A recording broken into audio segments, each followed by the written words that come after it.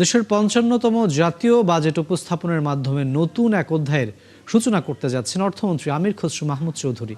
এটি হবে তার প্রথম বাজেট। একই সঙ্গে টানা ৩ অর্থ বছরে ৩ ভিন্ন অর্থমন্ত্রী উপদেষ্টার বাজেট উপস্থাপনের এক বিরল নজিরও তৈরি হচ্ছে।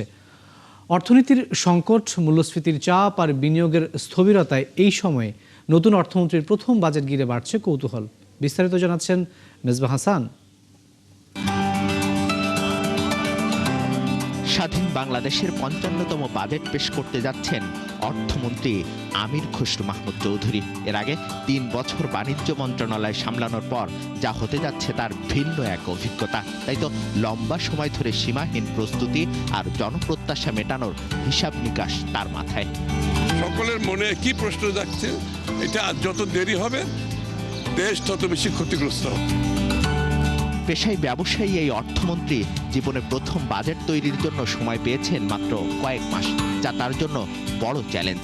তাই বিশাল এই অর্থের সংস্থান ও বরাদ্দ বিভাজন নিয়ে স্বভাবতই রয়েছে বাড়তি চিন্তা। তবে 2 দশক পর ক্ষমতায় এসে বিএনপি সরকার যাতে নতুন এক দৃষ্টান্ত স্থাপন করতে পারে এই বাজেটে, সেদিকেই নজর আমির খসরু চৌধুরীর।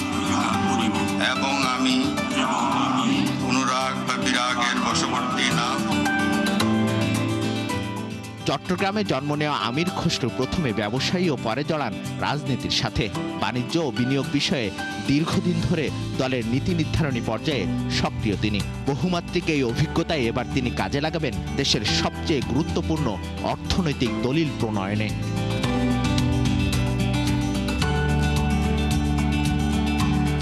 বর্তমানে বাংলাদেশ ব্যাংক কর্তৃক তরুণদের জন্য বিনা সুদে এবার বাজেটের মাধ্যমে দেশের ইতিহাসে সৃষ্টি হচ্ছে নতুন এক মাইল ফলক। তা হলো পরপর 3 বার বাজেট পেশ করতে যাচ্ছেন 3 জন ভিন্ন অর্থমন্ত্রী বা উপদেষ্টা। যেমন 2024-25 অর্থ বছরে বাজেট উপস্থাপন করেন অর্থমন্ত্রী আবুল হাসান মাহমুদ আলী। 2025-26 অর্থ বছরে উপদেষ্টা সালেহুদ্দিন আহমেদ, আর এবার আরেক অর্থমন্ত্রী আমির খসরু মাহমুদ চৌধুরী।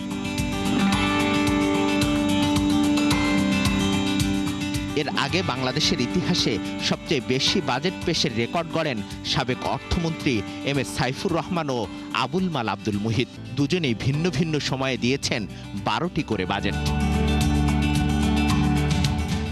বাজেটের মঞ্চে নতুন মুখ থাকলেও প্রত্যাশা পুরনো। তাই নতুন বাস্তবতায় কি রূপরেখা দেন অর্থমন্ত্রী, সেজন্য অপেক্ষা 11 জুন দুপুর 3টা পর্যন্ত। মেজবাহ হাসান, 71, ঢাকা।